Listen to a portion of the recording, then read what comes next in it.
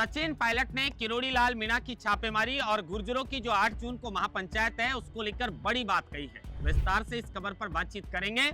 लेकिन किरोड़ी लाल मीणा की छापेमारी जिसकी पहले खूब तारीफ हो रही थी, लेकिन अब जो डीलर्स हैं वो हड़ताल पर हैं और रायडा के जो अध्यक्ष हैं पुरुषोत्तम खंडेलवाल, उन्होंने कहा है कि जो खाद बनाने वाली कार्रवाई है वो ठीक है, लेकिन नकली बीज पर जो किरोड़ी लाल मीणा की छापेमारी है वो सरासर गलत है और इसी को लेकर अब पूरे प्रदेश भर में किरोड़ी लाल मीणा की इस कार्रवाई का विरोध हो रहा है।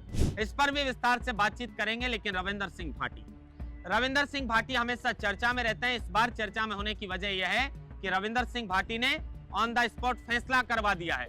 75 वर्ष पुरानी मांग थी ग्रामीणों की और उसी को लेकर अधिकारियों से मौके पर ही जो है वो रविंदर सिंह भाटी ने ग्रामीणों की जो समस्या थी उसका समाधान करवाया है और इसको लेकर अब रविंदर सिंह भाटी की खूब चर्चा है। सब इंस्पेक्टर भर्ती को लेकर मैदान में हनुमान बेनीवाल डटे हुए हैं। तो इसी को लेकर अब सुप्रीम कोर्ट से रामराम राय का जो आरपीएससी के अध्यक्ष थे, पूर्व अध्यक्ष, उनके बेटा और बेटी शोभा रायका और देवेश रायका को राहत मिल गई है, जमानत मिल गई है। क्या पैरवी कमजोर थी? क्या हनुमान बेनीवाल का दबाव नहीं बन रहा है? और आगे आने वाले समय में क्या सब इंस्पेक्टर की भर्ती को लेकर सरकार कोई मजबूत कदम उठाएगी या फिर जिस तरीके से 3-4 वर्ष से ये मामला चल रहा है वैसा ही चलता रहेगा या इस भर्ती को रद्द भी किया जाएगा? इस पर भी विस्तार से बातचीत करेंगे।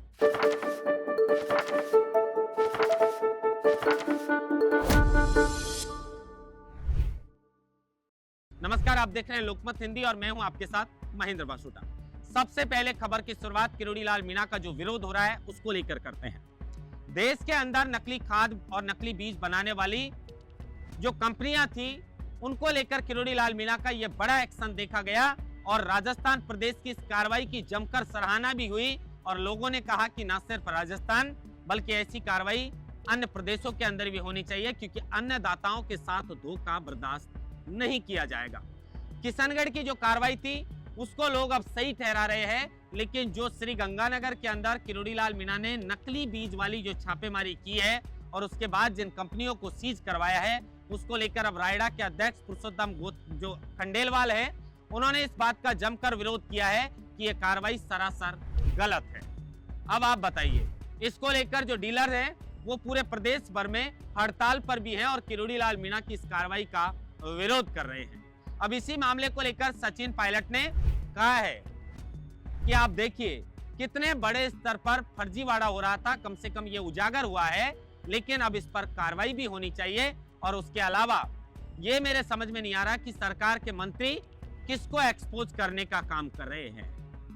कहीं ना कहीं सवालिया निशान ये बीजेपी सरकार पर सचिन पायलट ने लगाया है, लेकिन ये आज से नहीं पनपे हैं नकली खाद और नकली बीज बनाने वाले लोग, बल्कि ये व्यापार धड़ल्ले से पूर्ववर्ती जो सरकार है, चाहे वो कांग्रेस की सरकार हो चाहे उससे पिछली सरकार हो, धड़ल्ले से राजस्थान में चल रहा है और खूब अन्नदाताओं के साथ धोखा हो रहा है। लेकिन सचिन पायलट से जब गुर्जर महापंचायत को लेकर पूछा गया तो उन्होंने कहा कि जो संविधान के अंदर लोगों को राहत दी गई है, अगर उस पर अमल नहीं किया जाएगा तो फिर जवाब मांगने का लोगों को हक है।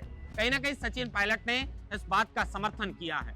अब विजय बैंसला ने ऐलान कर दिया है और पीले चावल बांटना शुरू कर दिया है 8 जून को जो पीलूपुरा के अंदर महापंचायत है उसको लेकर। लेकिन इसमें बुलावा भेजने की भी कोई जरूरत नहीं है, क्योंकि गुर्जर समाज के लोगों का वो आंदोलन हमने 2007 से 2008 का भी देखा है। 17 वर्ष से जो आंदोलन है वो पूरे आंदोलन देखे हैं कि किस तरीके से समाज अपनी मांगों को लेकर एक जादम पर एकत्रित हो जाता है। और यही बात विजय बैंसला ने कही है कि भले ही अलग अलग पार्टियों के लोग हो सकते हैं, अलग अलग विचारधाराएं भी हो सकती है, लेकिन जब बात समाज की आए तो सबको एक जादम पर खड़ा होना पड़ेगा। और इसी को लेकर अब पीलूपुरा के अंदर जो महापंचायत है उसको लेकर जमकर प्रचार प्रसार चल रहा है, तैयारियां चल रही है, पीले चावल बांटने का काम चल रहा है और लोग इसको लेकर सोशल मीडिया पर खूब जो है वो लोगों को बुलावा भेज रहे हैं ज्यादा से ज्यादा संख्या में पीलूपुरा बुलाने के लिए। अब इस महापंचायत के अंदर गुर्जरों की जो विगत 17 वर्ष से जो भी लंबित मांगे हैं उसको लेकर जो सरकार गंभीरता नहीं ले रही है, उसी को लेकर इसमें कोई निर्णय लिया जाएगा कि आगे अपनी मांगों को मनवाने के लिए हमें क्या कदम उठाना है। गुर्जरों ने पटरियां भी उखाड़ी, गुर्जरों ने हाईवे भी जाम किए, गुर्जरों के सपूतों ने अपनी जान की बलि भी दी, सिर्फ समाज को आरक्षण दिलाने के लिए और समाज की मांगों को पूरा करवाने के लिए, लेकिन बहुत सारी मांगे हैं जो आज भी लंबित हैं और इसी को लेकर 8 जून को महापंचायत का ऐलान किया गया है। जो जाट नेता हैं नेमीचंद फौजदार, उन्होंने भी इस बात का समर्थन किया है और कहा है कि हम गुर्जरों के साथ हैं। लेकिन मुख्यमंत्री भजनलाल शर्मा की टेंशन बढ़ सकती है, क्योंकि 8 जून को पीलूपुरा के अंदर गुर्जरों की महापंचायत है और 8 जून को ही नागौर के अंदर राजपूतों की स्वाभिमान रैली है, स्वाभिमान सम्मेलन है। और इस स्वाभिमान सम्मेलन को रखने का उद्देश्य क्या था? हनुमान बेनीवाल जो शहीद स्मारक पर डटे हुए हैं, उन्होंने यहीं से एक बयान दे दिया था कि राजस्थान में तो युद्ध लड़े ही नहीं गए, यहाँ तो सेटलमेंट किए गए हैं। और उसी को लेकर अब स्वाभिमान सम्मेलन का आयोजन जो है वो 8 जून को नागौर के अंदर रखा गया है राजपूतों के द्वारा। जो राष्ट्रीय कन्नी सेना के अध्यक्ष हैं राज शेखावत, उन्होंने इस बात का ऐलान किया है। और अब ऐसा लग रहा है कि गुर्जर, राजपूत और तीसरी तरफ जाट हनुमान बेनीवाल जो लगातार सब इंस्पेक्टर भर्ती को लेकर सरकार पर दबाव बनाने का प्रयास कर रहे हैं, तो ये 3 कौम हैं, वो कहीं ना कहीं बीजेपी सरकार की चिंता बढ़ा सकते हैं। इसके अलावा रविंदर सिंह भाटी पर लौटते हैं। रविंदर सिंह भाटी हाल ही में जिस तरीके से हाईटेंशन लाइन को बिछाने का मामला और ग्रामीणों के साथ जो पुलिस ने बर्बरता दिखाई, उसको लेकर खूब सुर्खियों में रहे थे। लेकिन अब ग्रामीणों की जो 75 वर्ष पुरानी मांग थी, उसको लेकर भाटी पहुंच जाते हैं और वहां पर मौके पर ही अधिकारियों से उन ग्रामीणों की मांगों का समाधान करवा देते हैं।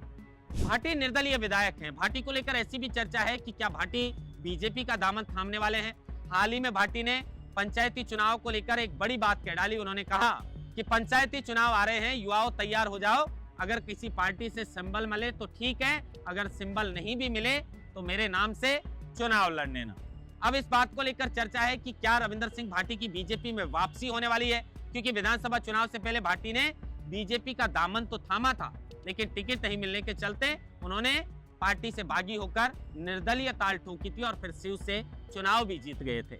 लेकिन अब क्या भाटी के इस बयान के क्या मायने हैं, क्योंकि चर्चा ये भी है कि भाटी बीजेपी ज्वाइन कर सकते हैं और अगर ऐसा नहीं हुआ तो ये युवा नेता पश्चिमी राजस्थान में बड़ी फौज इसके साथ चलती है, बड़ा कारवा चलता है।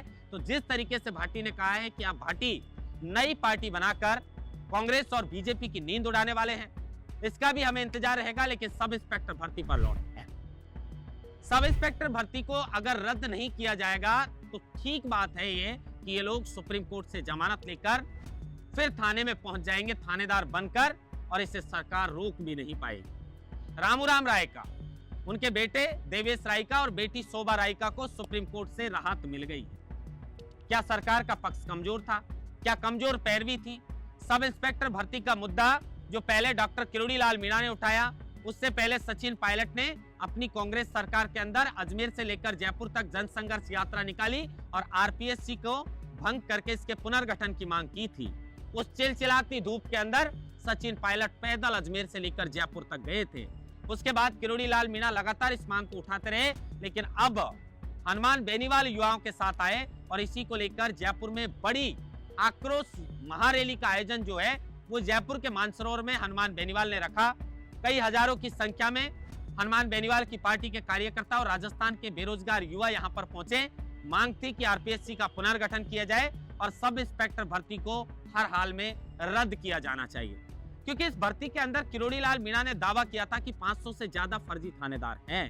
अब आप बताइए, 500 से ज्यादा अगर इसमें फर्जी थानेदार बने हैं 859 पोस्ट में से, तो फिर कैसे इनकी छटनी की जाएगी? और आगे अगर ये थाने में जाकर बैठ भी जाएंगे तो फिर ये जनता का खून पीने का काम करेंगे। अब इसी को लेकर हनुमान बेनीवाल मैदान में डटे हैं, तो दूसरी तरफ रामूराम रायका के बेटा और बेटी को जमानत मिलने से इस बात का अंदाजा होता है कि सरकार की ओर से पैरवी कमजोर की गई है या फिर सरकार इन्हें छुड़वाना ही चाहती है। अगर सरकार छुड़वाना चाहेगी तो फिर एसओजी लगातार इनकी गिरफ्तारियां क्यों कर रही है? इसको लेकर सरकार ने 1 महीने का समय कोर्ट से फिर मांगा है। पहले कोर्ट से फटकार मिल चुकी है, लेकिन नीति आयोग की बैठक के चलते मुख्यमंत्री भजनलाल शर्मा के स्तर पर यह फैसला नहीं हो पाया सब कमेटी की बैठक के बाद, और इसी को लेकर 1 महीने का समय मिला है। लेकिन सवाल ये कि सब इंस्पेक्टर भर्ती को लेकर सरकार क्या ठोस कदम उठाएगी, क्या इस भर्ती को रद्द करेगी? क्योंकि किरोड़ी लाल मीणा तो आज भी अपनी बात पर अडिग है। उन्होंने तो कहा है कि इस भर्ती को हर हाल में रद्द किया जाना चाहिए, लेकिन जो मेहनत से, जो ईमानदारी से लगे हैं, उनके लिए भी कोई बीच का रास्ता निकालना चाहिए।